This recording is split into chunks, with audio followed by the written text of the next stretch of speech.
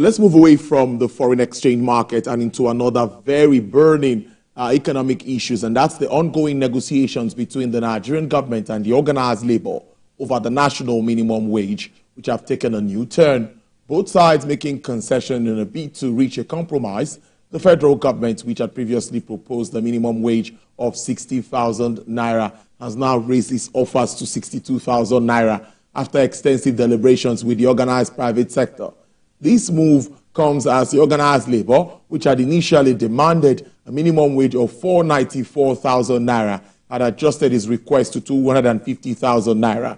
The latest development in the negotiations was reached after several hours of the meeting on Friday, where both parties, the federal government and the organized private sector, decided to increase their initial offer from 60,000 naira to 62,000 naira. Well, for more perspective on this, I'm being joined live via Zoom by the Director General of the Manufacturers Association of Nigeria, Mr. Segun Ajayi Kadiri. He was part of that meeting, and of course, he should be able to bring us up to speed with some happenings. Good afternoon, DG, and thank you for joining the program. Good afternoon, Tolu, and thank you for having me. I think we should start with an overview of what's been happening. Yes, I know that you've been around that table, a lot of discussions on the labor side, on the private sector side, and of course on government side. Bring us up to speed with what's been happening in that room and what we expect moving forward. Okay, so we had a tripartite committee that comprised of government, the organized labor, and the organized private sector to recommend to Mr. President what should be the minimum wage. That is the wage that the least paid worker in Nigeria that is within the bracket that is agreed in the Act should be paid. We've had more than 4 months of deliberations, and at the end of it, we were not able to agree on a figure. That is the tripartite. We only agreed on 62,000 naira government and the organized private sector, and 250,000 naira by organized labor. And so when it became almost impossible for us to reach a consensus, those recommendations were made to Mr. President on the way to being transmitted to Mr. President. I mean, so that he's able to decide. But you know that we are a tripartite, and two partners have agreed on the 62,000 naira figure. It's only organized labor that, for reasons that they have adduced, were not able to agree with us. So that's where we are in a nutshell.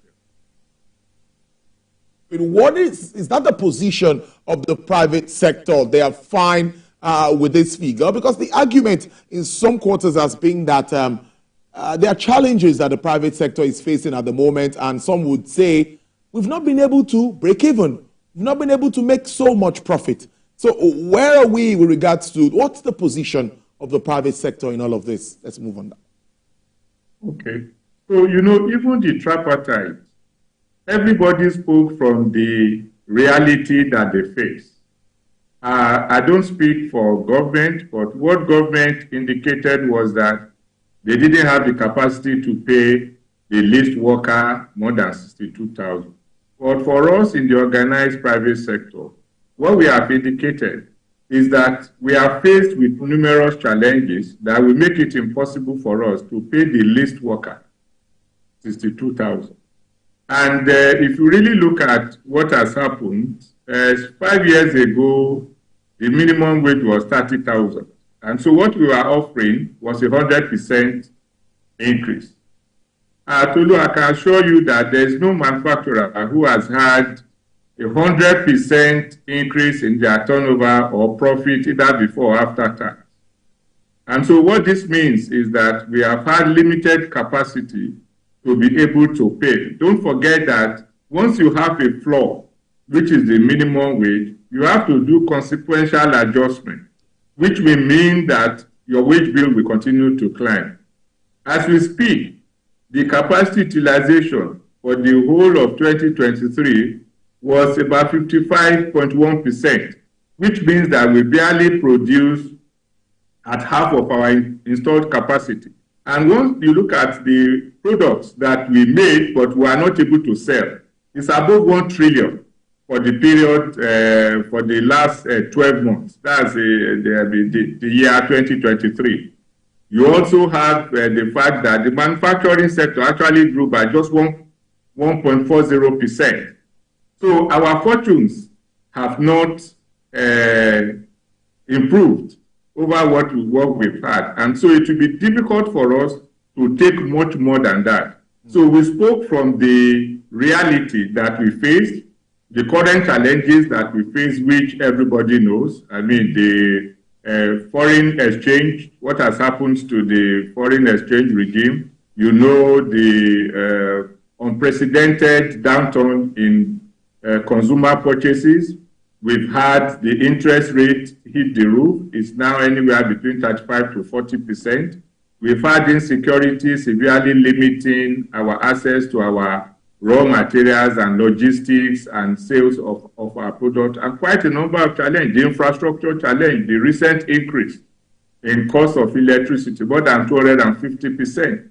So when you are confronted with this situation, it is difficult for you to negotiate and then increase wages beyond what is possible for you to sell. And don't also forget that we have more than 75% of our members operate in the small and medium scale segment. So, and they have very low margins. So it will be very difficult for them to pay these wages and the consequential adjustment that will be done, and then to be able to remain in business. And what should not be suggested is that you start to borrow money to pay wages, or you pay wages and then you are not able to break even or to make profit. I mean, everybody is in business to make profit, and you need to be able to guarantee that before you can sustain your business. Now, even the states are now saying that they cannot even pay this particular amount, because we still hear some states were not even paying the 30,000 minimum wage before now. And Labour on their side is saying, no, we're not going to take this. Let's look at the fallout of the strike. If it happens that Labour decides to down tools again, what will be the implication? What are the expected implications of this on already ailing economy? Well, you know, the states are in the best position to state what they can or what they cannot pay. Yeah. And the truth of the matter is that I believe with transparency and with a demonstration of sense of occasion and willingness of the states to also, in terms of governance, cost of governance, in terms of what they make their priorities, and they should be able to demonstrate good faith by engaging with the labor in their respective states. If the state government is not able to pay, I mean, there are ways for you to communicate that. I mean, you can fully open your books, allow them to understand the objective realities that you confront, and then demonstrate it by reducing the cost of governance and practically taking away any form of extravagance or unwise spending. I mean, so that, I mean, because these are the things that the labor unions are alleging. So you need to be able to take them into confidence, because it will be very difficult for you to convince labor that all is not well, whereas they are seeing something that is different from the way you govern. So I believe that the states need to do more in terms of transparency, inclusivity, to be able to convince labor whether they can pay or they cannot pay. With regards to the strike, I think the strike does no one any good. I mean, we had a national blackout. I mean, I can't imagine what will happen when the whole country is in darkness. And I think we shouldn't allow that kind of a thing to happen again. Apart from the fact that it crippled the economy of our country, there's also the security concern that every Nigerian should be worried about. When we had lights everywhere, we had issues, not to talk of when there is no light. And I do believe that government should do, and government and labor should actually do the best they can to ensure that we do not have a repeat of that unfortunate development. And for every time that you have a strike, I mean, you cripple business, everybody loses, government will lose revenue, businesses will lose revenue, our social and economic life will be disrupted, it will affect our gross domestic product, and there are a lot of people who live by the day. That means that for that day, they are not able, for as long as the strike subsists, they will not have access to their means of livelihood. So I think the prospect is grim.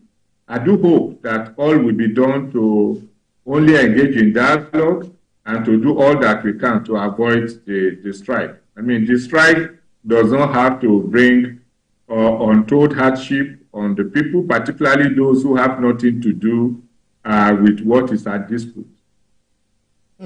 Interesting. Let's now stay a bit on the manufacturing sector as a whole.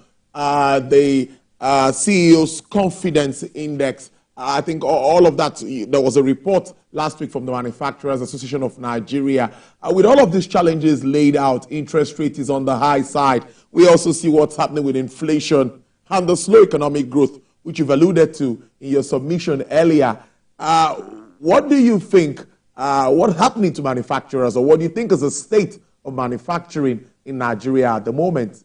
That really is the way to go. After it's still lying there.